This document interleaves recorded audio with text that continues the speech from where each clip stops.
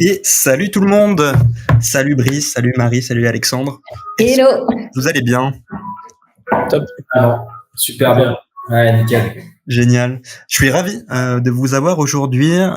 J'ai envoyé un mail tout à l'heure à tous les inscrits en disant que j'étais entouré des 3 meilleurs experts que je connaisse en termes d'approche directe candidat. Donc je vous mets pas trop de pression au début, ça c'est bien.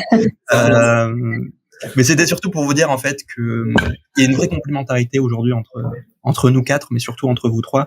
Je vous laisserai vous présenter, mais on a une super recruteuse qui a l'habitude de faire des approches de candidats, Marie. On a Brice, la grosse machine, je laisserai te présenter et présenter la solution, mais qui est vraiment à la pointe de ce qui se fait aujourd'hui en France et je pense en Europe, voire dans le monde en termes d'outbound. On pourra revenir d'ailleurs, pardon pour les anglicismes, en avance, approche directe. Et on a Alexandre Emantix qui est un des meilleurs experts que je connaisse en termes de segmentation et qui pourra aussi nous en parler. Et on s'est dit du coup, qu'est-ce qui se passe si on mixe tous ces invités dans un live? On fait un live sur un sujet qui est pas mal demandé. C'est comment est-ce qu'on fait pour rédiger le bon message au bon moment à la bonne personne quand on recrute. Et on va voir, est-ce que il faut l'automatiser? À partir de combien de personnes on automatise et comment finalement on trouve cette audience pour avoir un meilleur taux de réponse. Je vois déjà des personnes qui se connectent, donc c'est top. Ravi de vous avoir encore une fois. On est à peu près un peu moins de 300 aujourd'hui, donc c'est génial. Et ceux qui me connaissent savent que je suis toujours assez stressé en début de live en termes de technique. Donc si vous pouvez juste me rassurer dans le chat en me disant si tout le monde nous entend bien, nous voit bien, ce serait top. Et pendant que ça arrive, peut-être aller, Brice, si tu veux te présenter. Marie, je sais que c'est pas très galant, mais comme tu as l'habitude de faire Laissons Marie se présenter. Marie, je me dis que les invités en premier. Oh, d'accord. Ça t'embête pas? Non, pas du tout. C'est gentil. Donc Brice, je suis le fondateur, le CEO de La Grosse Machine, qui est, comme tu le précisais tout à l'heure, un outil de sales automation. On va aider les sales à la base, mais en fait au final on se rend compte qu'il y a quand même pas mal de recruteurs qui nous utilisent à automatiser une approche qu'ils ont déjà à la main. Et donc on leur permet d'aller interagir avec des gens sur LinkedIn, par email, sur Twitter, ça marche pas mal aux US, un peu moins en Europe, et d'automatiser les tâches qui sont à la fois chronophages et à faible valeur ajoutée, typiquement une relance. Génial, hyper clair. Je vois que tout le monde nous entend bien. Merci beaucoup. Et c'est intéressant d'ailleurs Twitter, on pourra en reparler. Si t'as des retours sur ça, ça peut être top. Effectivement, Alexandra, il y aura un replay. Mais l'avantage de nous suivre en live, c'est que vous pouvez poser toutes vos questions dans le chat. Le but, c'est vraiment que ce soit un moment entre nous. On prend vraiment le contre-pied des webinaires habituels où on a 1000 slides et on met quelque chose de top-down. Non, là, c'est vraiment un moment commun. Donc, si vous avez la moindre remarque, la moindre question, mon seul but, c'est d'être la voix du public. Donc, n'hésitez pas. Alexandre, est-ce que tu peux nous parler peut-être de Mantix et de qui tu es? Ouais, carrément. En tout cas, merci de nous avoir proposé. Merci à toi. C'est bon de nous rejoindre, Guillaume, c'est top. Écoute, moi, du coup, c'est Alexandre, cofondateur de Mantix. C'est un outil de prospection à destination des cabinets de recrutement. Et basiquement, en fait, l'idée, c'est de dire qu'on va les aider à trouver de manière automatique le contact des entreprises qui recrutent. Au lieu d'aller regarder, de faire cet exercice de pige, what chase à la main tous les matins, et regarder qui recrutent sur tous les job boards, puis d'aller chercher le bon contact dans l'entreprise. C'est exactement ça qu'on vient automatiser. Ce process-là, alors Brice, tu parlais de sales automation, c'est un peu le corollaire de côté segmentation, si je peux dire. Et nous, souvent, les clients utilisent derrière la grosse machine pour aller lancer leur campagne de prospection. Exactement. Et en fait, on s'est dit, parce qu'on avait déjà fait un live l'année dernière avec Brice, justement sur comment utiliser mieux LinkedIn pour recruter. Et on avait parlé un peu de segmentation, et en fait, on s'est dit que on peut pas parler d'approche directe sans parler de segmentation finalement. Et on verra que si on n'a pas une bonne segmentation, son message il va tomber à l'eau. Mais on pourra en reparler. Exactement. Et Marie, du coup, pour finir l'annonce. Ouais, salut, merci Guillaume. Donc moi je suis talent partner au sein de Skills. Qu'est-ce que ça veut dire? Ça veut dire que j'accompagne nos différents clients à recruter leurs futurs talents, donc sous mission RPO, où je vais être dédiée sur plusieurs mois à un client, un petit peu comme un recruteur interne externalisé, pour mener à bien ces campagnes de recrutement. Et en parallèle de cela aussi, j'accompagne nos clients sur de la formation au recrutement, donc à destination de recruteurs ou de hiring managers, pour qu'au fur et à mesure, justement, les clients qu'on accompagne, au fur et à mesure de leur croissance, deviennent plus indépendants dans la gestion de leur recrutement.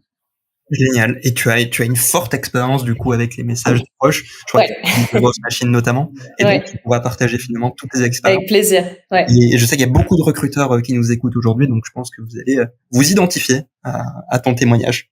Une sorte d'écho, nous dit Augustin. Ça va bien de mon côté. N'hésitez pas si ça nous parle. Je sais pas trop. Peut-être toi, Brice ou Alexandre, mais j'ai un petit doute. Mais sinon, n'hésitez pas à nous dire dans les commentaires quand on parlera de qui ça vient, et comme ça, on pourra gérer ça. Effectivement, comme nous dit Alain, comprendre et connaître son client est la base de la réussite. On va en parler. Et justement, ça me fait une bonne transition. Le mot client est intéressant, parce que Mantix, notamment, c'est une solution plutôt prospect, finalement. Ouais, c'est vrai. Et il y a un pont qu'on peut faire entre les clients et les candidats. Est-ce que peut-être vous voulez nous en parler un peu en préambule? Je sais pas qui veut se lancer. Marie, si tu veux nous en parler un peu, c'est un truc que tu... Ouais, avec plaisir. Merci Guillaume pour l'intro, parce qu'en fait, ça me permet de donner un avis que moi j'ai sur le mindset aujourd'hui d'un recruteur, puisque typiquement chez Skills, en tant que recruteur, on utilise en fait vachement de techniques sales et marketing au quotidien, et notre métier, puisqu'on est aussi spécialiste en chasse de tête, en approche directe, c'est d'aller vendre un projet, un rôle à un candidat, mais c'est aussi de vendre, entre guillemets, excusez-moi l'expression, un candidat à un client, à un manager, à une société. Et donc, effectivement, le parallèle entre client et candidat, il est super limpide, en tout cas pour moi, dans les techniques et dans les méthodologies d'approche et de segmentation aussi. On va y venir, je crois, très rapidement.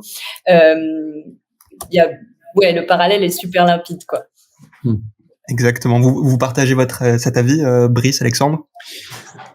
En un mot, parce que moi, le recrutement, c'est pas mon métier à la base, donc plutôt le côté sales.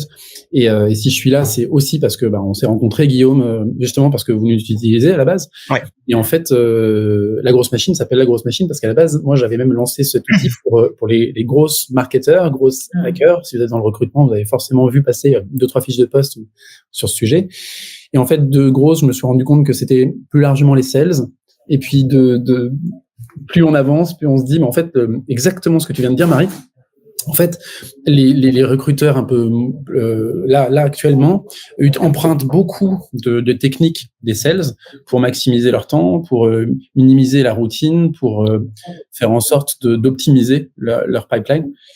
Et donc, on a de plus en plus d'utilisateurs recruteurs qui emploient effectivement des techniques plutôt initialement prévues pour les sales. Exactement. J'ai plus soi le commentaire de Marie. Exactement. Enfin, les outils commencent à penser aux recruteurs. D'ailleurs, il y a même un post qui s'appelle, je crois, Gross Hiring ou un truc dans le genre. Ouais, absolument. Grosso modo, est chargé d'optimiser les process, de fluidifier les process dans le but de recruter. C'est bien ça? Absolument.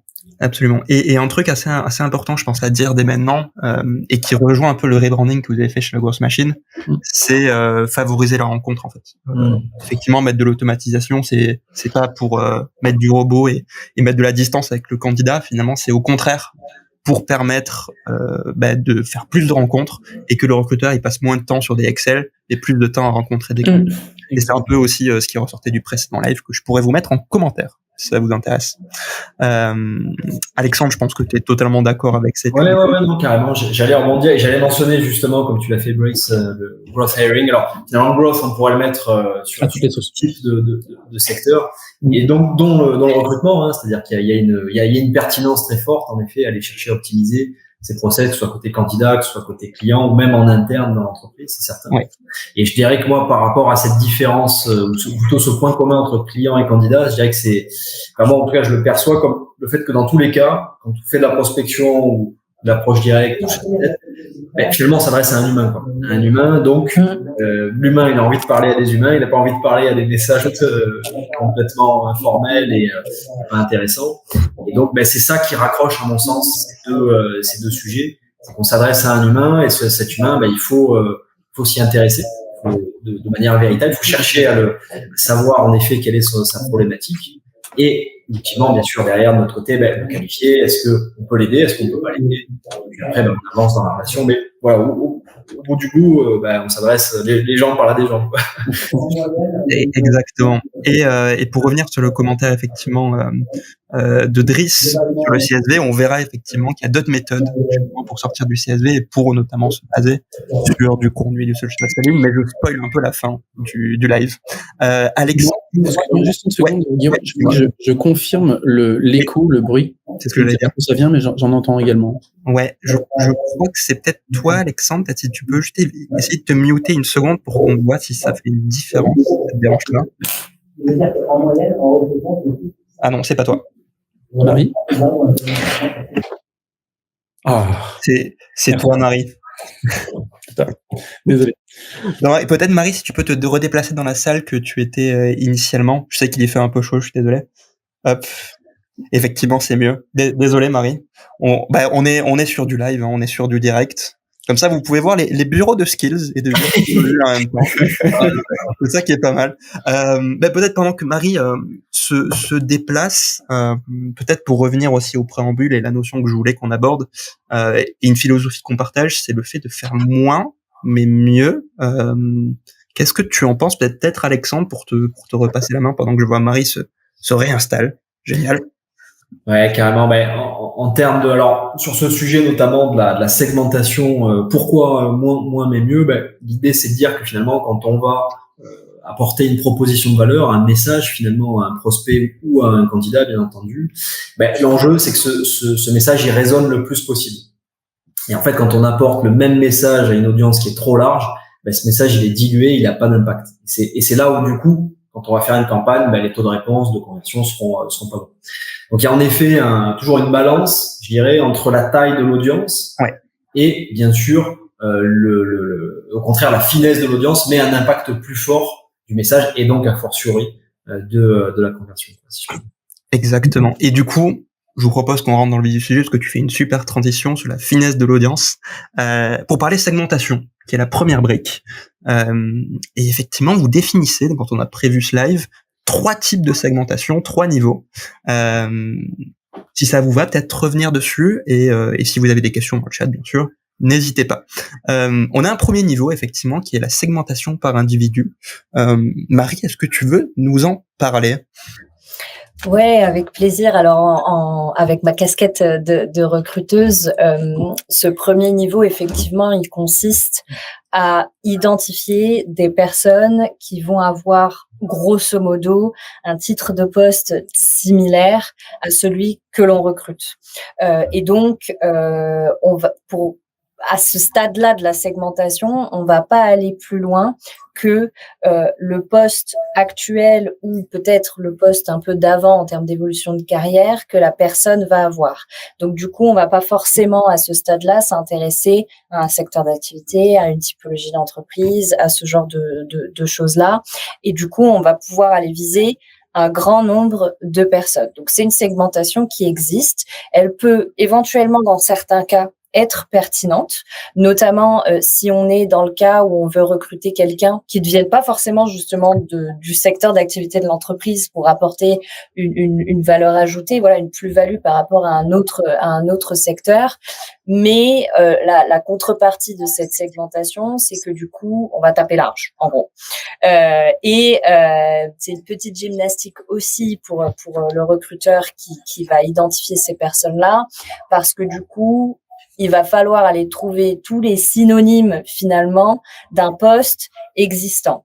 Et parfois, un poste au sein d'une entreprise va s'appeler d'une certaine façon. Ouais. Et c'est peut-être que dans cette société-là que ce titre de poste existe et ça peut s'appeler complètement différemment ailleurs. Donc c'est un premier niveau, c'est déjà pas mal. Il faut y passer, il faut aussi aller chercher par là. Mais mon retour d'expérience sur cette segmentation-là, c'est que c'est pas la première étape pour moi. Même si c'est la première chose dont on parle aujourd'hui, pour moi, c'est pas la première étape qu'il faut aller creuser quand on veut identifier des talents sur le marché à approcher pour leur proposer un rôle et un projet. Et alors, quelle est la première étape ?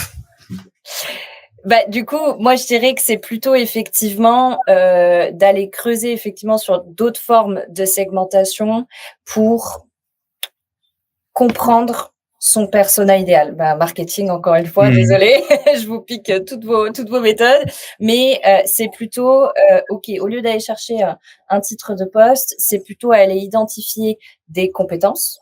Et comment est-ce que ça pourrait se traduire dans un CV, dans un profil LinkedIn, bien comprendre effectivement comment est-ce que ça peut se voir à l'écrit, tout simplement, d'aller chercher des compétences, des typologies d'environnement de travail. Si je recrute demain au sein d'une start-up ou d'une scale-up, peut-être que c'est intéressant pour l'entreprise d'aller chercher quelqu'un qui a déjà vécu dans cet environnement-là versus une grande entreprise. Donc, ça va être les typologies d'environnement, les compétences et peut-être aussi, si nécessaire, les secteurs d'activité. Donc, c'est en fait, pour moi, aller plus loin et directement aller identifier les détails du persona idéal qu'on recherche. Je pense que ça fait une super transition à toi, Brice, mais avant de te passer la main, on peut rebondir aussi sur ce que dit Olivia, effectivement, qui parle plutôt des messages, et je pense qu'on pourra faire un pont avec la segmentation, on pourra y revenir. Olivia, elle est évidente. Le message. Ouais, la segmentation. Avant de parler du niveau 2 que Marie a commencé à aborder, pour répondre à Olivia, plus on est fin, donc tout à l'heure, Guillaume, tu disais moins mais mieux, je crois, un truc comme ça. Oui. Ouais. Plus on va être fin, plus en fait on va avoir une audience homogène. Plus ton audience est homogène, plus ses besoins le sont. Et s'ils le sont, tes messages parlent aux mêmes besoins, parlent grosso modo à la même personne. Si on fait des audiences de 300 personnes, on se doute bien que 300 personnes ne sont pas homogènes. Si on fait des audiences de 50 à 60 personnes, c'est assez facile d'avoir des audiences homogènes. Donc automatisation ne veut pas dire mass spamming, quoi. Faut pas non plus, faut pas tomber dans ce travers, c'est faux. Exactement. Tout à fait d'accord avec Olivia. On n'est pas là pour aller dans les excès, mais plutôt pour faire en sorte qu'on puisse, dans une même journée, éviter de refaire 10 fois la même chose, parce que personne n'aime refaire 10 fois la même chose. Donc l'automatisation, ça sert à ça, en fait. Bon, bref. Pour rebondir, je crois qu'il y a une règle que tu avais dit lors du précédent live, c'est si tu fais un truc plus de 3 fois dans la semaine, idéalement pour l'automatiser. Il y avait aussi autre chose, c'est n'automatise rien avant de l'avoir déjà fait à la main. Ouais.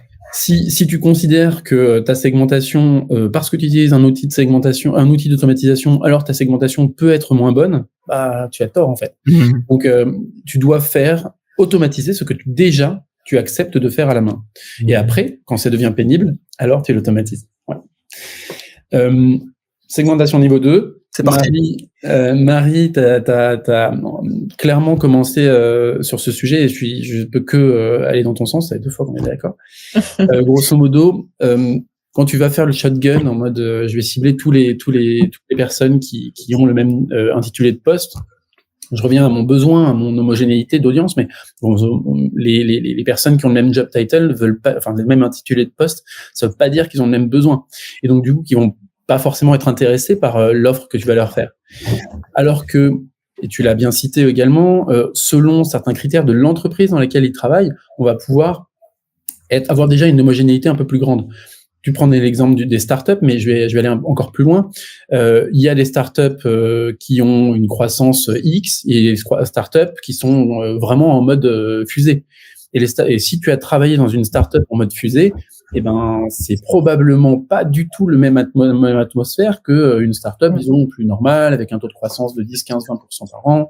ce qui est déjà très bien, hein. Mais quand on parle d'un Swile ou d'un, je sais pas moi, d'un Back Market, on se doute bien que la croissance de ces deux boîtes-là, elle est plutôt comme ça que comme ça. D'accord? Et donc, avoir réussi à travailler dans cet environnement-là et connaître les codes de cet environnement-là, c'est hyper important quand on est en train de recruter pour une boîte qui est dans ce type de choses-là. Et c'est vrai pour l'accélération, l'accélération dans la boîte, mais c'est vrai pour l'industrie, comme tu le disais, c'est vrai pour le nombre de personnes, prenons ça, le nombre de personnes dans une team. Si tu cherches un sales et que ce sales, tu vas chercher n'importe quel sales, même s'ils sont déjà dans les boîtes qui correspondent à tes startups, mais si tu vas pas chercher des sales dans des boîtes dans lesquelles il y a au moins 5 sales, en fait, il va pas travailler de la même manière. Il va être le sales, mais aussi le touche à tout, quoi. Il va tout faire. Alors que toi, tu cherches quelqu'un pour être un team member, une personne qui va rejoindre une équipe de sales qui sont déjà 5, et donc du coup, tu vas cibler des gens qui ont déjà travaillé dans une équipe de 5. Donc, il y a ce qu'on appelle l'ABM, account-based marketing. Tu vas faire en sorte de cibler d'abord les accounts, les compagnies, et à l'intérieur de ces compagnies, utilisons un maximum de filtres sur ces compagnies, donc ceux que j'ai pu citer, mais il y en a plein d'autres. Et à l'intérieur, on va aller cibler ensuite les bonnes personnes. Donc, je vais chercher ma boîte qui a des boîtes qui ont une forte croissance. Dans ces boîtes-là, les boîtes qui ont 5 sales. Et à l'intérieur de ça, un poste de SDR. J'ai des SDR qui ont évolué dans un environnement startup et qui ont connu une pression un peu forte de l'accélération très forte. Ça correspond à mes filtres. Ça va peut-être paraître une question peut-être bête, mais peut-être que plein de personnes dans l'audience le posent. C'est quel outil justement on peut utiliser pour ça? LinkedIn vient en tête, mais est-ce qu'il y en a d'autres? Et je te fais une belle transition, Sandre. C'est sympa. Non, carrément. Ben, en effet, alors il y a plein d'outils qui peuvent permettre de cibler assez finement. Alors, moi, je te dirais que tout dépend de ce que tu cherches à cibler. Tous les outils ont leurs plus et moins. Et globalement, voilà, il n'y a pas d'outil parfait. Bon, en tout cas, j'en ai pas encore croisé. Mais, ouais, ça dépend vraiment, en fait, de ce que tu cherches à faire. Typiquement, alors, nous, côté Mantix, on est très axé sur le sujet du recrutement. Donc, c'est là où on va fournir le plus d'infos. Tu parlais de LinkedIn, en effet, qui sont, on va dire, un généraliste, qui permettent de faire des choses super. Il y a Crunchbase, par exemple, pour les levées de fonds, qui peuvent être un très bon outil si ça peut être quelque chose de pertinent en termes de ciblage. Et du coup, là, ça me fait arriver sur, du coup, le troisième point, en termes de segmentation, qui est la segmentation par intention. On entend parfois le terme intent. Alors, c'est un mot qui peut paraître un petit peu obscur, mais finalement, le principe est extrêmement simple, hein, c'est de se dire quoi. Là, comme tu le dis, Marie, et après Brice, on a ciblé finalement les bonnes personnes. C'est des personnes à qui potentiellement on peut venir proposer justement son message, sa proposition de valeur, en l'occurrence l'aider dans sa carrière, hein, quelque part. Mais toutes ces personnes ne seront pas prêtes du coup à faire à s'engager dans ce process-là. Donc ça veut dire quoi? Ça veut dire que sur 100 personnes, peut-être qu'il y en a que 10 qui sont là. Ah, peut-être là, il faut que tu me contactes maintenant. Ça se passe pas bien dans ma boîte, ou alors j'ai envie de changer, j'ai envie de voir autre chose. Ok. Et donc maintenant, l'idée c'est de se dire, de faire un peu de reverse engineering, si je peux dire, c'est dire ok, qu'est-ce qui fait, par quelles étapes vont passer cette personne-là pour en arriver là, et quelle information il va entre guillemets lâcher sur le digital, en physique, présence dans un salon, etc. pour que moi je puisse capter cet élément-là et dire ok, cette personne-là, je vais lui parler et je sais que ça va accrocher. Je sais qu'il y a matière à faire quelque chose parce que justement X, Y, Z, peut-être que son entreprise s'est fait racheter. Peut-être que ça s'est bien passé, peut-être qu'au contraire, ça s'est pas bien passé. Peut-être qu'il y a une levée de fonds. De la même manière, il y a peut-être eu une accélération, peut-être que ça lui a plu, peut-être que ça lui a pas plu. Et peut-être, voilà, ça peut être des intentions, des signaux, en effet, sur lesquels on peut rebondir, pour dire, salut, j'ai vu que ton entreprise s'est fait racheter, super, comment ça se passe? Voilà. Et on s'intéresse, on dit, ok, là, peut-être justement, ça se passe pas super bien, on cherche à changer, etc., etc. Alors, nous, en effet, côté Mantix, on est spécialisé sur l'intent, côté B2B, et le recrutement. Et c'est finalement quelque chose que les cabinets de recrutement font de manière très naturelle et quelque part c'est pour ça que j'ai dit que c'est quelque part quelque chose de très simple à la base, hein, c'est de dire si l'entreprise recrute, a fortiori il y a un besoin sur du recrutement, donc on va chercher à aller la contacter. Après, on peut pousser la chose, est-ce qu'ils ont republié l'offre d'emploi, combien d'offres ils ont publiées, etc., etc. Mais voilà, l'idée de l'intention, alors bien sûr, on vient resserrer encore plus l'entonnoir, mais voilà, pour avoir quelque chose qui fait mouche Et moi, j'aime bien dire aux utilisateurs, et en fait, il faut arriver le moment où en fait la personne en face te dit putain, ça tombe bien que tu m'envoies ce message maintenant. J'avais justement en ce moment la problématique. C'est ça qu'il faut arriver. Il y a un truc sur l'intent aussi dans le recrutement, c'est les X premiers jours d'arrivée d'une personne, tu vois, tu prends un head-off, quand il arrive, en général, les 100 premiers jours, je sais pas si c'est les 100, je dis une connerie, c'est peut-être moins, c'est peut-être plus. Je suis sûr que les recruteurs auront de meilleurs chiffres que moi là-dessus. Mais il arrive, il a envie de un peu structurer son équipe et donc du coup probablement de recruter, probablement. Il y a un moment intéressant autour de ça. Justement, parce que je trouve ça hyper intéressant et effectivement, plus on monte dans les niveaux, effectivement, on a commencé par juste des filtres avec l'individu, puis l'account base, puis aller chercher au bon moment. Est-ce que peut-être vous avez des exemples de campagnes de recrutement qui se serviraient justement de l'intent pour que ce soit peut-être plus clair pour notre audience de recrutement? Je peux éventuellement donner un exemple. En fait, typiquement, moi, ce que j'essaye de mettre en place, ça dépend encore une fois de ce qu'on va recruter et de la nécessité de le faire, mais c'est que en fait, moi, quand je découvre un poste à recruter avec mes hiring managers, l'une des questions que je pose à ces hiring managers, c'est OK, qu'est-ce qui va convaincre les candidats à qui je vais parler que ce poste est génial pour leur carrière et que ils vont s'éclater chez vous. Et qu'est-ce qui les motive et de quoi ils ont besoin, qu'est-ce qui va pouvoir faire mouche pour que voilà, je puisse les convaincre. Et en fait, une fois qu'on a déterminé ça, moi, typiquement via LinkedIn par exemple, je vais pouvoir identifier des personnes selon des posts, selon des commentaires, selon les groupes auxquels ils appartiennent. Et du coup, moi, je vais m'infiltrer aussi dans ces groupes-là. Je vais pas partout tout le temps à faire n'importe quoi, mais voilà, quand j'ai besoin d'aller chercher ce niveau-là de données, je vais chercher effectivement par intention, par intérêt aussi, ce dont les candidats ont besoin. Et du coup, en termes d'approche, là peut-être que je vais pas forcément automatiser quelque chose et effectivement faire un volume, mais peut-être que du coup je vais aller ultra personnaliser mes campagnes d'approche en faisant référence à ce qui se passe, alors soit dans leurs entreprises effectivement, dans leur carrière, dans les derniers commentaires qu'ils ont mis ou dans le dernier post qu'ils ont liké. Voilà. Et du coup, ça permet, là pour le coup, on parle plus trop d'automatisation ni de volume, ça permet peut-être une ultra personnalisation, mais qui peut marcher aussi parfois. Et peut-être que je vais plus attirer l'attention de ces gens-là que salut, j'ai un poste, est-ce que tu veux qu'on en parle? En gros. Est-ce qu'il n'y a pas aussi une histoire de ça dépend du poste, c'est-à-dire que si on est sur une audience, enfin tu vois, je cherche quelqu'un, un profil où je sais qu'en France il n'y en aura pas 100, je vais peut-être pas le faire à la main, je vais le faire à la main. Je veux dire, c'est presque de la logique. Je vais pas automatiser quelque chose, je vais pas griller toutes mes cartouches en risquant quelque chose, alors que par contre je vais recruter un poste un peu plus, disons, avec un peu plus de volume de disponibilité. Ouais, j'ai envie d'automatiser ça. J'imagine que ça joue là-dessus. Et on a une super question effectivement de Odd dans le chat. Justement, le fait de cartographier les personnes qui occupent déjà le poste en recherche, est-ce que ça risque pas justement de faire prendre le risque de juste proposer à cette personne de faire exactement la même chose mais ailleurs? Qu'est-ce que vous en pensez effectivement? Comment le recruteur il peut anticiper aussi les évolutions et peut-être les potentiels finalement? J'imagine que c'est ça derrière la question. Ça, pour moi, j'ai une réponse. Désolé. Vas-y.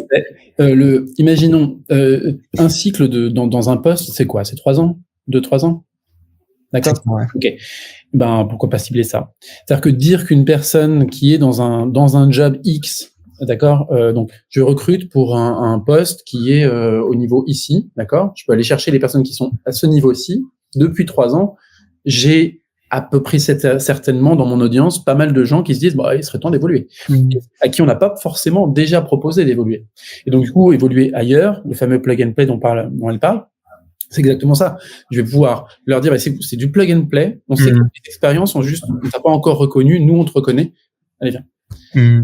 Moi, je rebondis sur ce que tu dis. Oui, alors moi, un peu comme toi, moi, je suis pas recruteur et j'ai pas la prétention d'être performant dans ce métier-là, mais par contre, j'ai été recruté.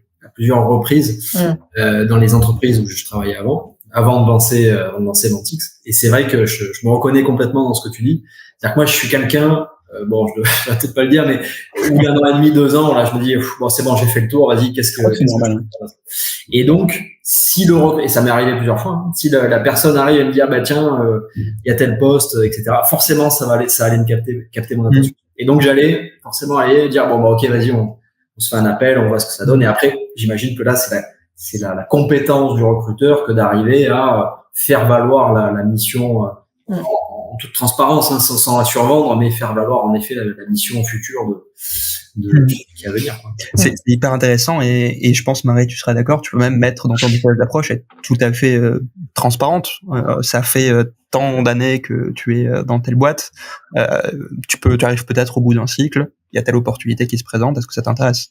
Exactement. Ouais, tout à fait. Et puis tu peux même aller plus loin et d'ores et déjà proposer la prochaine évolution du job en question que tu recrutes actuellement. Alors après, chaque chose en son temps, hein, mais pareil, quand moi je découvre un besoin auprès d'un hiring manager, une des questions à laquelle je ne déroge pas, c'est OK, super, là vous allez recruter ce poste-là, c'est quoi la suite? Comment est-ce que vous allez mesurer la performance de la personne qui va prendre le poste? Et si c'est le cas, c'est quoi la suite? On n'a pas toujours la réponse, elle est plus ou moins floue, peu importe, il y a pas de sujet. C'est juste que du coup, dès un message d'approche, ça peut me permettre en tant que recruteuse de d'ores et déjà proposer limite un plan de carrière finalement à la personne que j'identifie, quoi. Donc je suis complètement en phase, et d'aller chercher des candidats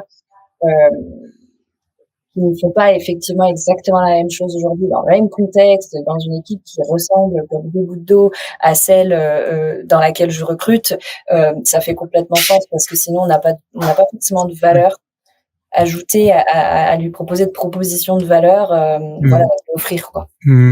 Et effectivement, pour revenir sur la question de la base de données de LinkedIn en termes de filtre, j'imagine, effectivement le LinkedIn de base fait l'affaire en termes de filtre, mais effectivement, nous, ce qu'on utilise en tout cas chez Skills, c'est quand même Sales Navigator, effectivement, qui a un coût, mais pour le coup, qui apporte ce type de filtre.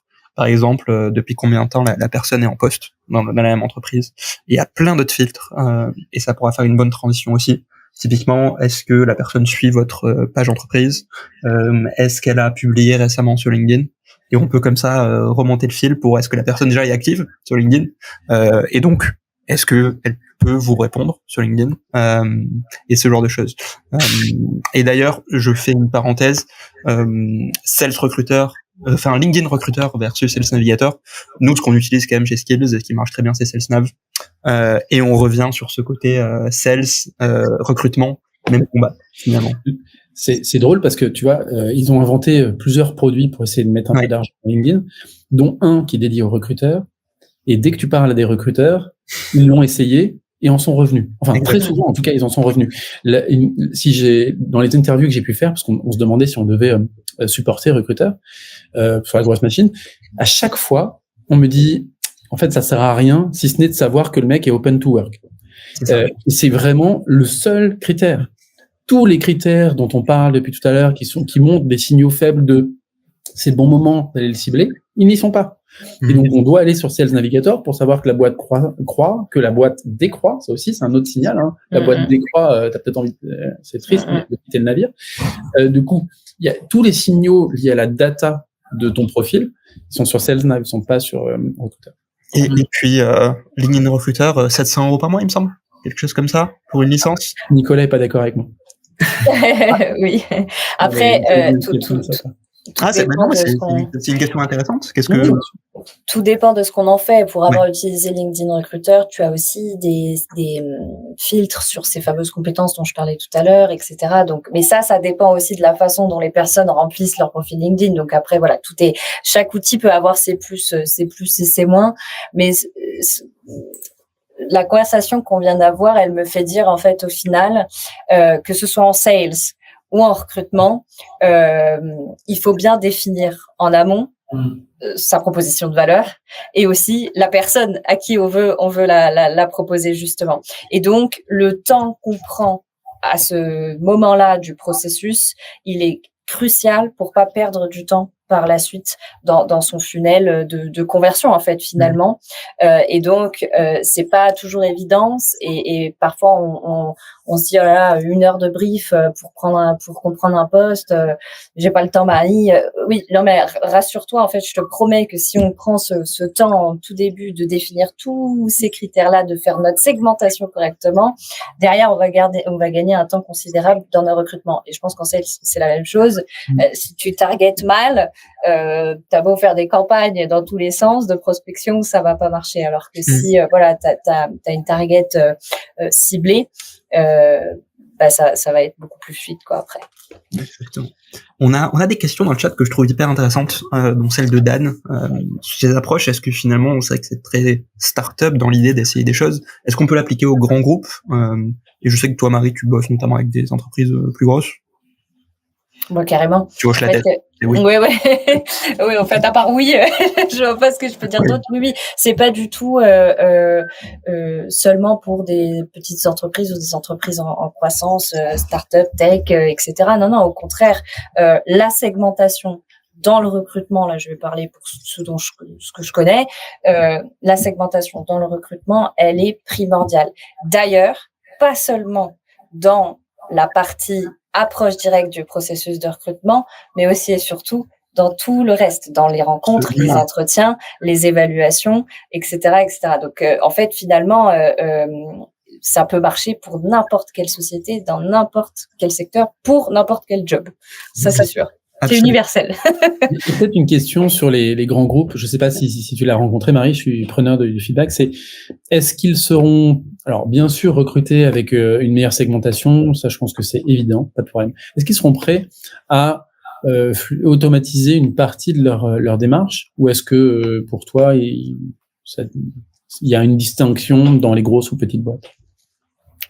Non, pas forcément. Ils sont prêts à automatiser un certain nombre de choses. Je pense qu'en fait, le besoin n'est pas le même parce que la plupart du temps, les plus grandes entreprises, sont plus reconnues. Donc, de facto, tu as de l'inbound beaucoup plus que des petites structures. C'est une grosse généralisation, ce que je fais, mais en gros, c'est ça. Et donc, du coup, peut-être que l'approche directe est moindre. Encore une fois, ça peut dépendre des postes. Mais la segmentation, même quand c'est en mode inbound, pour moi, elle est super importante parce que si tu reçois 500 CV sur ton offre, il va falloir quand même que tu tries. Et donc, si tu tries à la volée, un peu à l'arrache, ton recrutement, il va se planter, c'est sûr. Donc, il faut bien quand même définir à la fin sa segmentation parce que c'est pas parce que la personne a postulé qu'au final, elle va quand même être convaincue ou convaincante, même si le CV a l'air sympa. Donc, il faut avoir défini tout ça pour que derrière, dans les rencontres, même si la personne a déjà montré un intérêt pour ton poste et ta société, tu puisses aller évaluer effectivement le match entre ce dont toi tu as besoin et surtout ce dont la personne a besoin aussi. Absolument. Je fais une parenthèse, Augustin, où il y aura une rediff. Aucun problème. Ce sera sur notre page LinkedIn et sur YouTube. C'est une forme de scorecard, ce dont tu parles, Marie. Ouais, complètement. Alexandre, tu voulais compléter? Ouais, carrément. Je rebondis pour faire le parallèle côté B2B. C'est marrant parce que quand tu en parles, on pourrait le transposer vraiment directement sur l'inbound et l'outbound. Absolument. C'est vraiment, c'est marrant d'ailleurs d'en parler et de voir qu'il y a une telle proximité. Et en effet, moi, je me souviens que parfois, j'ai eu déjà des appels commerciaux où en effet, les entreprises me disaient, oui, ça pourrait être pertinent, mais en fait, on a réussi à créer un flux d'inbound qui fait que on n'a pas besoin de prospecter, ou en tout cas, on met notre effort sur le fait de créer des leviers. Donc là, côté candidat, c'est une marque employeur. Enfin, je le traduis comme étant cette capacité à créer une marque employeur attrayante. À créer des leviers pour justement il y ait un maximum de prospects ou candidats qui viennent rentrer. Et après, en effet, quand tu déclenches un entretien donc avec un prospect, typiquement, l'un des points de départ, c'est de dire, cette personne-là, mettons dans le cas où tu vends un outil ou une prestation de service, tout le jeu, c'est pas le temps de lui vendre sur le premier appel ta prestation de service, c'est de le qualifier. Est-ce qu'il a en effet le besoin et est-ce que c'est pertinent que je continue à pousser la relation avec cette personne-là? Et de ce que tu dis, j'ai l'impression que ça touche également très fortement cette partie candidat. Ouais. Complètement. Merci beaucoup Nicolas pour votre retour, et effectivement il y aura un replay. Anaïs, merci pour l'article. Effectivement, j'en profite également. On a des petits QR codes si ça vous intéresse. L'idée c'est vraiment pas être du tout dans un discours commercial, mais déjà si vous voulez découvrir Mantix, vous pouvez scanner ici, et on mettra aussi le lien dans le chat si vous voulez. On a une autre question. Alors on a plein de questions, ça fait déjà 40 minutes. Comment est-ce qu'on complète les intents hors LinkedIn?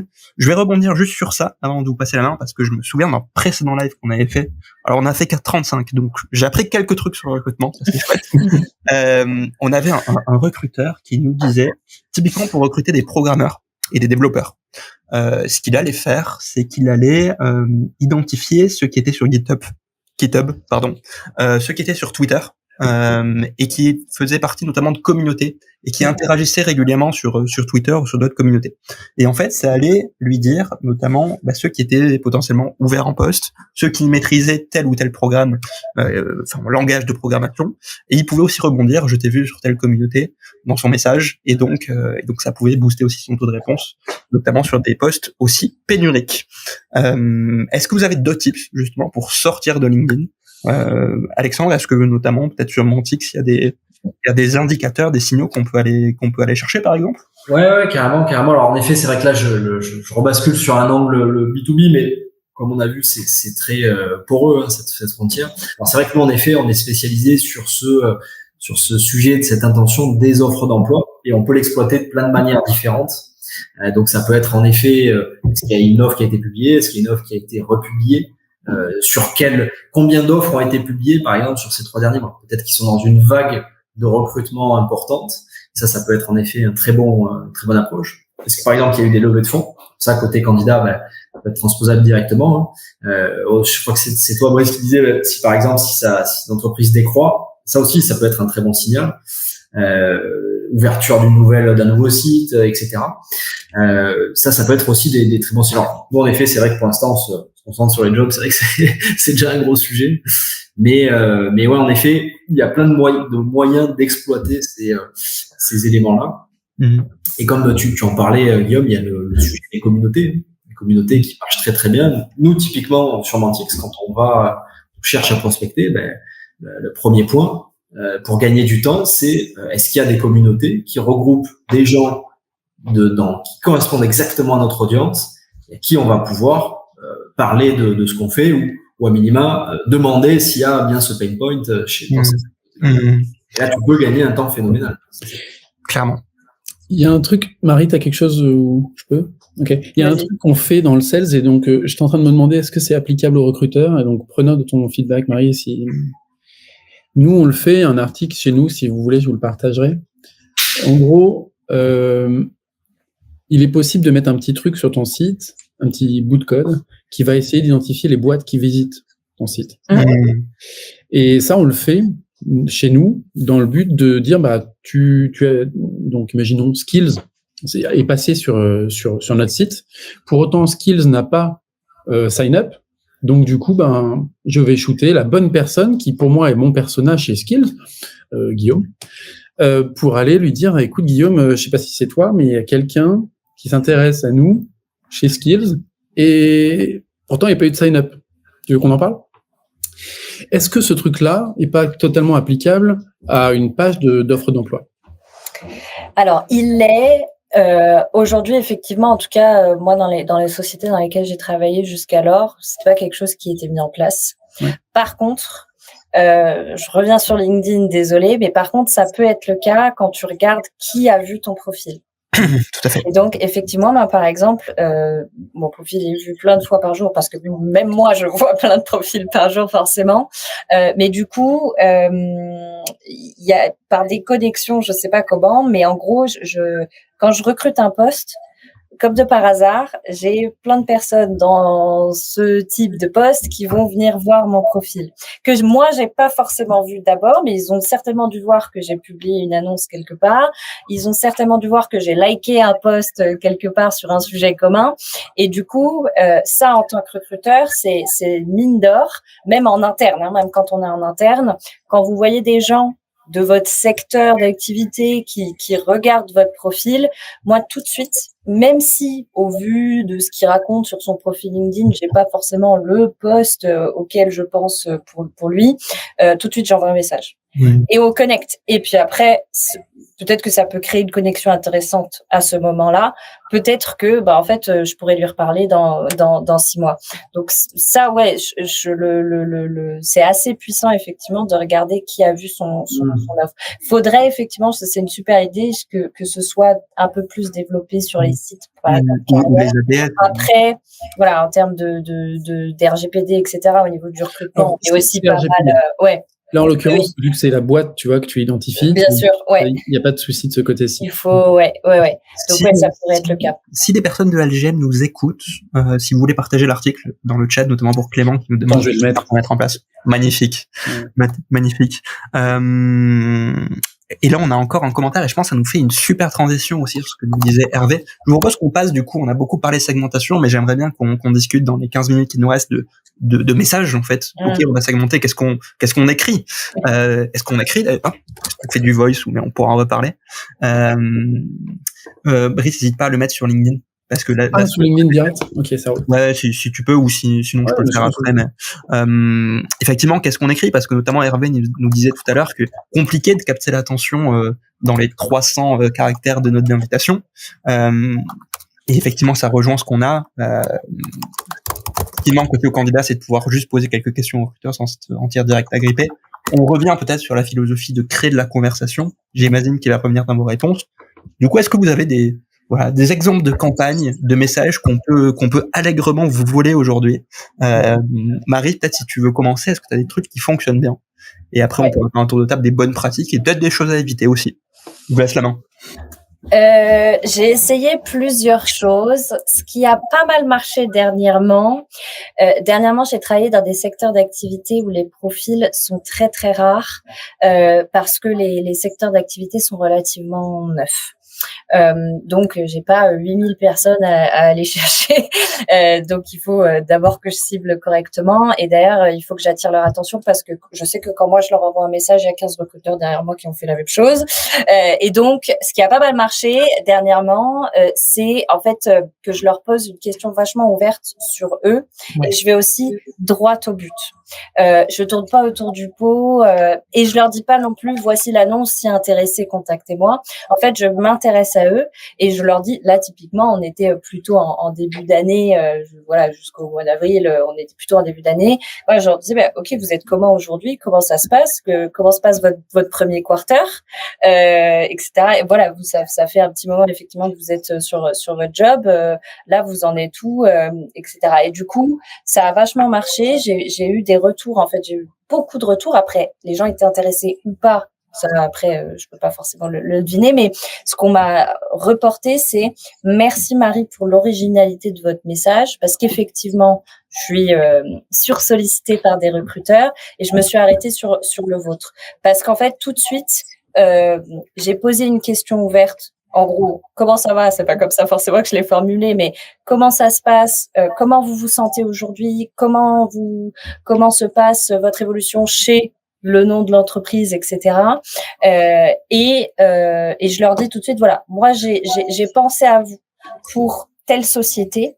Je serais ravie qu'on en parle. Quand est-ce que vous avez un moment pour qu'on en parle? Donc, ce qui marche, c'est tout de suite. Moi, ce qui a marché dernièrement, c'est d'aller droit au but en m'intéressant à mon persona et en mettant un call to action à la fin du message.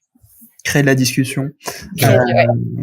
Génial, je pense que ça va rejoindre aussi vos autres tips. Marie, je sais pas si à stade, t'as combien de taux de réponse sur ça? Je sais que tu peux le voir sur LGM. Alors il faut parce que j'ai plein de secteurs différents, faudrait que je regarde. Laisse-moi 10 secondes, je regarde je prends une minute pour regarder. Sur les campagnes de recrutement, nous on le fait. Alors on passe pas par des cabinets de recrutement. Désolé. On a un outil de prospection et du coup on l'utilise. Tant qu'à faire. Et en fait, ce que l'on constate, et d'ailleurs, je mettrai un lien, je crois que tu as fait un QR code là-dessus. Tout à fait, regarde. Un use case, justement, comment on a fait pour recruter notre dernière PMM, Product Marketing Manager, qui est un job relativement pénurique. Et en fait, ce qui se passe, c'est que l'on va, on va interagir avec eux, comme disait Marie, de manière très très très franche, en disant assez clairement ce pourquoi on est là. On rajoute 2-3 touches d'interaction sociale avec LGM. Tu peux liker un post, donc du coup on va liker leur dernier post. Ensuite on va visiter leur profil. Ensuite on envoie un message texte qui dit bonjour, comment ça va. Immédiatement après, on met un message vocal qui dit oui, je me permets de te faire un vocal pour t'expliquer que je cherche tel poste. Je vais te mettre blablabla, je vais te mettre le lien vers l'annonce. Alors du coup, tu vois, c'est peut-être pas une best practice par rapport à ce que vient de dire Marie. Nous, on met ensuite un message avec le lien et si jamais il nous répond pas, on envoie un message email dans quelques jours. Tout ça en automatique, mais le sourcing ne l'est pas. Je reviens à la segmentation, le sourcing ne l'est pas. Je pense que un des trucs qui marche bien, c'est qu'on interagit avec eux, donc on met des likes, etc. Et donc du coup, on monte notre tête souvent. Pourquoi ça marche bien? Attendez, je vais donner les stats avant, c'est mieux. Sur à peu près 145, je crois, personnes qu'on a contactées, on a eu 17 rendez-vous. Je sais pas à quel point c'est bien par rapport à l'industrie. Sur un poste comme celui-là. Mais c'était, franchement, on était. Et tu parles de rendez-vous. T'es même pas sur de la réponse. Oui, mais c'est ça qui est assez bluffant d'ailleurs. Ouais. Je partagerai le cas et il est avec les vraies stats. J'ai dit une connerie. C'est 17 réponses, 13 rendez-vous. Donc tu vois que en fait, ceux qui te répondent sont prêts à faire un rendez-vous. Ouais. Et c'est le but, finalement. Ah oui, clairement, c'est le but. Et à mon avis, un deuxième truc, outre le fait qu'on interagit beaucoup, qu'on met du vocal dedans, donc du coup on humanise, etc. Je pense, et je suis vraiment, je sais pas ce que t'en penses Marie, mais c'est envoyé de la part de la personne qui recrute et non du recruteur. Ouais. Et à mon avis, il doit y avoir une sorte d'entonnoir de plus ou moins efficace de le CEO recrute, le head of recrute, le recruteur recrute. Et je pense que il y a un focus grand quand tu passes par une agence, un focus exclusif sur ce sujet. Mais par contre, je suspecte que quand même, il y ait des taux de réponse qui soient un peu moins bons. C'est intéressant. Et donc quand même, tu recommandes, pour revenir à ce que disait Hervé, pas forcément mettre dans l'invitation, ou alors si, mais peut-être quelque chose pour enclencher de la conversation, et c'est dans le message, qu'il aura accepté d'invitation sur LinkedIn, que vous pourrez développer. Et donc on revient à la segmentation. Plus vous avez une segmentation fine, basée sur de la account base, basée sur de l'intention, pour arrêter les anglicismes, plus en fait vous pourrez adapter ce premier message. Ouais. Alexandre, est-ce que toi, quand tu as été recruté notamment, et si tu accompagnes des boîtes qui recrutent pas mal, c'est quoi les messages auxquels tu étais sensible? Je pense que moi moi je suis quelqu'un, on va dire, d'assez direct, donc j'attends un message assez direct aussi. Ouais. Si je peux mettre à dire, mais c'est ça. Alors après on a abordé plusieurs sujets là. Il y a comme tu l'as dit Marie, et je trouve que c'est un point de base qui est essentiel, que ce soit côté B2B ou candidat. C'est le fait de se dire je parle à une personne, je cherche à m'intéresser à cette personne-là de manière véritable, si je peux dire. Et ça, je pense que c'est essentiel. Et côté B2B, nous, c'est souvent des conseils qu'on fait à ses clients, à nos clients. Et après, il y a la question de se dire, mais comment on fait quand le gars, il est sursollicité, quoi.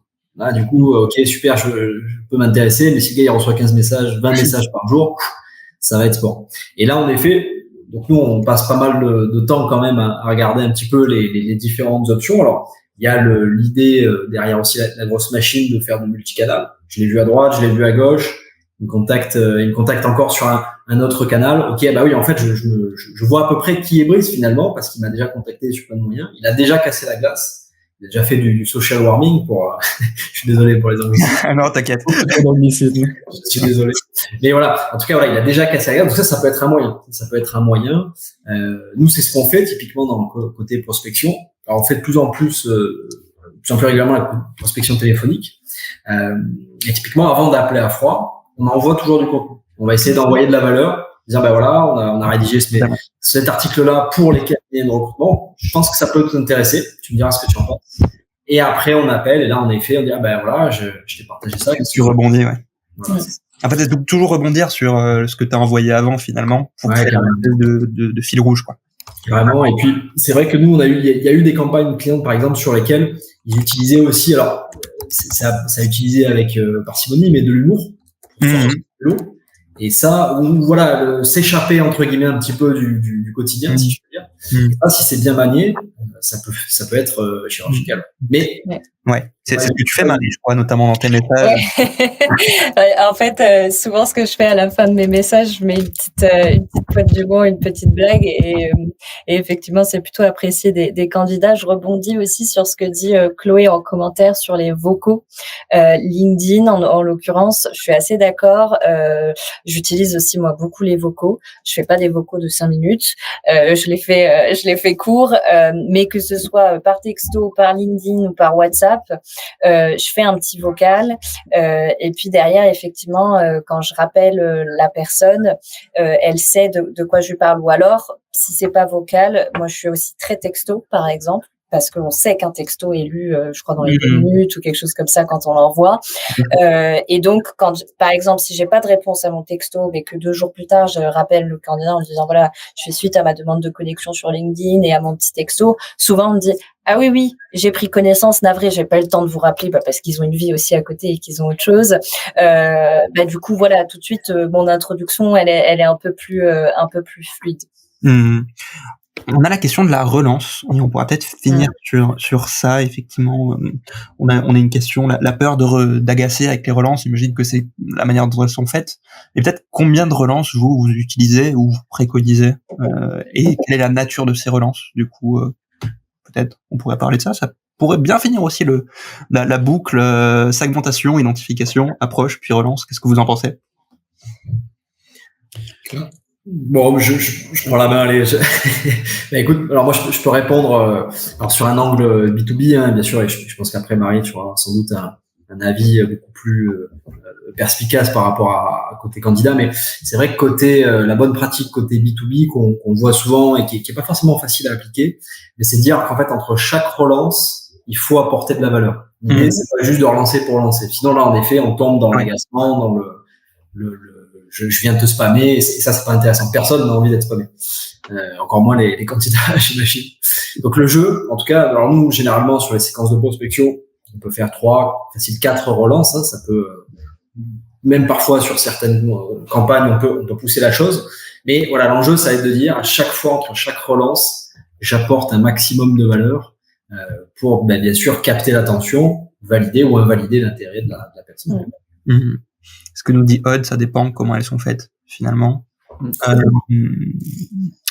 D'autres tips sur ça peut-être à partager? Moi, c'est pas un tip, c'est juste pour répondre à la question est-ce que les relances marchent ou pas. Sur les stats qu'on observe chez nous, donc on a pas mal de clients, donc du coup on a pas mal de stats sur est-ce que il vaut mieux envoyer un email avant LinkedIn, etc. Grosso modo, les relances marchent. C'est d'ailleurs lors des relances que l'on a le plus de réponses. D'accord. C'est pas la première fois qu'on contacte quelqu'un qu'on a plus de réponses. À titre d'exemple, c'est une moyenne, donc ça veut rien dire entre guillemets pour si vous êtes un peu sensible aux stats, mais la médiane est plus intéressante. Mais je vais vous épargner ces éléments un peu plus techniques. La moyenne est à peu près 9% de réponses au premier message, auquel on va rajouter 9% au second et 8% au suivant. D'accord. Donc, si vous voulez pas faire de réponse, de follow-up, de relance, pas de problème, mais vous passez à côté de ces 8 plus 7%. D'accord. Il faut accepter que les gens n'ont pas forcément tout de suite le temps de vous répondre à votre message, et il faut être conscient que les messageries LinkedIn est une énorme nullité. On peut, oui. J'allais utiliser un autre terme. Mais... Et donc, du coup, que mécaniquement, on reçoit un message, hop, on le voit plus. Voilà, 3 jours après, on le voit plus. Donc, une relance est nécessaire pour revenir en haut de la pile. Absolument. Absolument. Et d'où l'importance aussi de faire du multicanal, notamment LGM qui lui permet relancer par mail si la personne n'a pas répondu sur LinkedIn. Sur Twitter, effectivement, apparemment, c'est un truc plutôt aux États-Unis. Ouais. Mais en tout cas, voilà, réfléchir. Si la porte est fermée, essayer de passer par la fenêtre et partir du principe aussi, et je pense Marie, tu seras d'accord, vous n'êtes pas là forcément pour vendre un truc, mais pour en fait offrir quelque chose, finalement offrir une opportunité. Et c'est pas du spam en fait. Foncièrement, si et seulement si vous avez fait un bon ciblage au début et une bonne segmentation, alors vous shootez pas à tous les candidats de la planète Terre, mais juste aux 100, 200 Et d'ailleurs, je crois sur LGM, et on y revient encore, pardon, je crois que vous avez une reco au bout d'un certain volume d'audience, vous mettez un petit message. En fait, il y a quand tu importes une audience chez nous et qu'elle dépasse 300 personnes, on met un petit warning qui dit mec, t'es sûr de ce que tu veux faire là? Parce que franchement, ça va pas être une bonne idée. Et on va faire des stats. Tu vois, on met des stats, c'est très simple. Hein. Plus ton audience augmente, plus tes taux de réponse diminue. Très simple. Donc si tu veux être efficace, fais pas de la masse. Génial. Ça fait déjà 1 heure qu'on parle. J'ai promis d'être le gardien du temps, donc je vais devoir mettre un terme. Il y a plein de questions que j'ai pas pu vous poser, c'est dommage. Il faudra qu'on fasse un épisode 3. Mais merci beaucoup vraiment pour toutes vos questions dans le chat, c'était top. J'ai passé un super moment et peut-être pour rester dans le rituel de nos lives, s'il y a un truc qu'il fallait qu'on retienne de votre passage individuellement, qu'est-ce que vous diriez? Peut-être Marie, je te laisse te lancer en premier parce que tu as l'habitude de l'exercice et ça laissera Brice et Alexandre réfléchir à la chose. Merci Marie. La pépite pour cet après-midi qu'il faut retenir. En tant que recruteur, pour moi, la chose à retenir, il y en a 2. La première, c'est définir son persona. Ne pas commencer un recrutement sans avoir passé cette étape. Parce que s'il faut se recaler plusieurs fois avec sa hiring manager, il faut. Promis, ça vous facilitera la vie par la suite. Et la deuxième chose, c'est définir ce qu'on a à proposer aux candidats, poste, mission, environnement de travail, ce que vous voulez. Comme en vente. Si t'es pas sûr de ce que tu vas vendre, ta vente, tu vas certainement la planter. Donc voilà, c'est définir son persona, définir sa proposition de valeur. C'est les 2 choses qu'il faut retenir pour moi. Merci beaucoup Marie. Pas évident de rajouter quelque chose. Au moins on est raccord. Au moins on est raccord, complètement. Non, moi je rebondirais peut-être sur un des points qu'on a abordés. Mais ce que tu dis, si tu l'avais pas dit, je l'aurais, ou Brice, je pense, l'aurait dit. Et peut-être essayer en effet, alors se souvenir qu'on parle toujours à des humains, hein, ça c'est primordial. Et essayer de se mettre dans la tête vraiment de la personne qu'on cherche à contacter. Pour essayer de se dire, voilà, quel est son problème du moment, quelles peuvent être ses préoccupations, par où il va passer, et comment moi, par rapport à tout ça, je vais pouvoir m'intégrer dans ce cheminement. C'est vraiment essayer de changer de perspective et de se mettre à la place de celle de cette de ce personne-là, quoi. Ce qui marche aussi bien pour les prospects que pour. Sûr. Ouais, merci beaucoup Alexandre pour tous tes conseils, c'était vraiment top. Avec plaisir, merci. Je vais faire un peu de redite, mais grosso modo, pour moi, la segmentation, on en a parlé beaucoup au début, c'est 80% du boulot. Et donc, si tu n'es pas flemmard sur tes 80% sur cette segmentation et que tu fais les choses bien, tu pourras de toute façon avoir des rendez-vous. Même si ton message est nul, même si ton approche est nulle, si la segmentation est pertinente, ça marchera. Donc, fais pas le flemmard. La messe est dite. Merci beaucoup Brice et merci à vous 3. Merci à tout le monde dans le chat. Pour vous contacter, j'imagine sur LinkedIn ou par mail, si on veut continuer la discussion de votre côté. Ouais, avec plaisir. Avec plaisir. Génial. À très vite et bon appétit surtout. Merci beaucoup. Merci Alexandre. Merci Brice.